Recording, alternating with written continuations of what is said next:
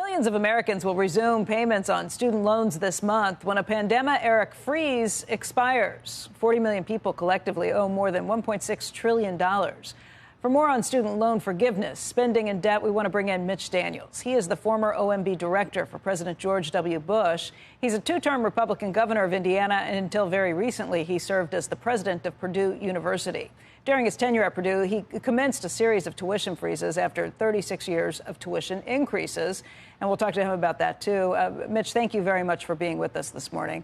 I know that you are hugely opposed to the debt forgiveness program. When I was talking about it a little earlier, people on Twitter already started writing in saying, oh, this is a one-percenter issue. The rich don't want to pay for the rest of us who have these loans that are smothering us. What's your response to that? I think it's a complete misreading. I think this is remains the least defensible domestic policy suggestion in memory. It's a reward to the affluent and people who will be affluent. That's one of its many flaws. It is brutally unfair to those who did pay their money back. I served a school where 99% of the graduates do pay it back, and now they would have a right to feel foolish if others were let off the hook. The moral hazard problems are obvious. Terrible moral example.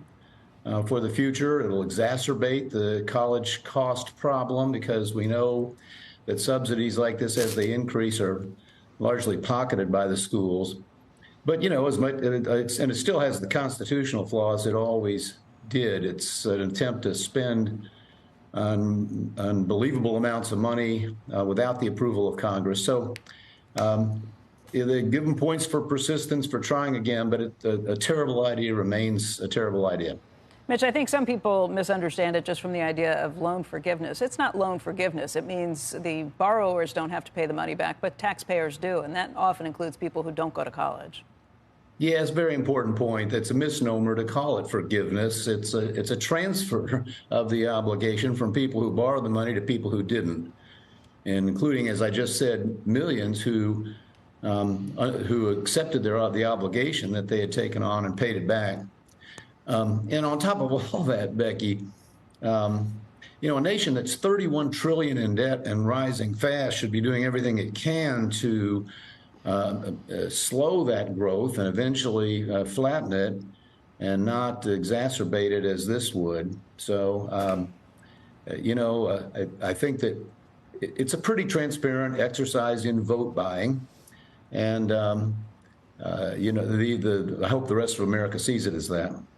You know, you bring up an interesting point, the idea that colleges and institutions are doing well by this because they are able to continue to raise tuition prices if that loan's forgiven, and not have to deal with any of the tough budgeting choices that I think you dealt with when you were at Purdue. You actually instituted a tuition freeze that has taken place for more than a decade at this point. How did you do that without hurting services, without hurting the performance of the university?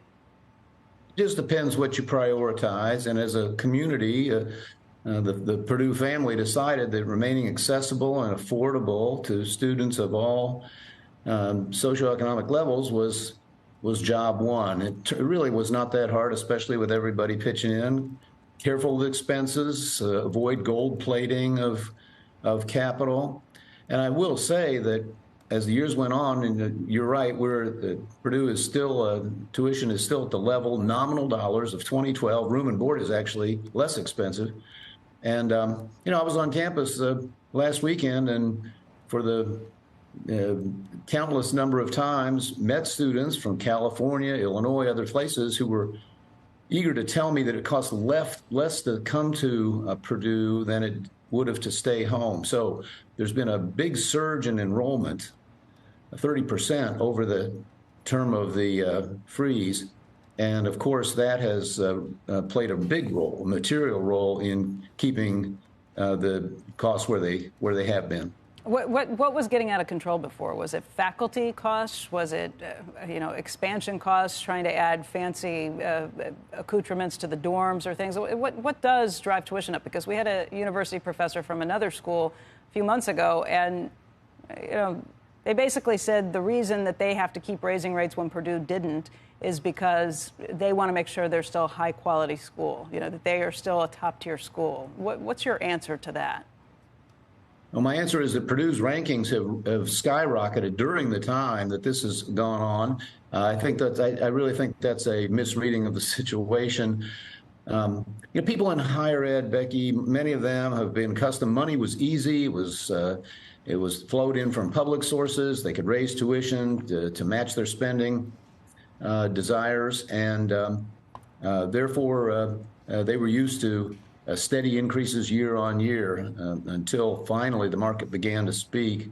No, it's not as hard as people say it is or think it is. Look at the explosion of administrative jobs. You've got schools, Stanford and others have more administrators than teachers, more administrators than students. There's no question there's been a lot of, I'll just say, expenditure on things that are not core to the mission of teaching and research. And a school that focuses on those things and thinks every day about how we can keep the cost of what we're doing here within the reach of ordinary families can have more success than people might imagine. Mitch, I know it's been a while since you've been in the political arena, but what do you think of what's taking place in the House right now? We have Speaker McCarthy joining us later this morning. What do you think of the uprising that Matt Gaetz kind of put forth yesterday? I think it's posturing of the cheapest kind. We see it on both sides of now in our sadly polarized parties. Completely irresponsible, of course. The nation's got to pay its bills, but having done so, the nation's got to get serious about the debts we're about to dump on coming generations. Becky, you folks know better than anyone that federal government's right now borrowing half of all the money that gets borrowed in the whole country. That is not a formula for a growing economy that invests in its future. It's not a formula for keeping inflation under control.